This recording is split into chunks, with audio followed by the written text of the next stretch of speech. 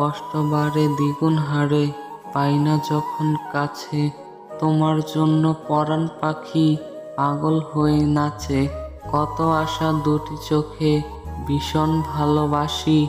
তোমার জন্যই বাঁচি আমি, তোমার জন্যই হাসি। যাই ভুলে যাই, সব ভুলে যাই যখন তোমায় ভাবি। নয়ন মাঝে ভাসে তখন তোমার রঙিন ছবি। একা একা থাকতে আমার আর লাগে না ভালো।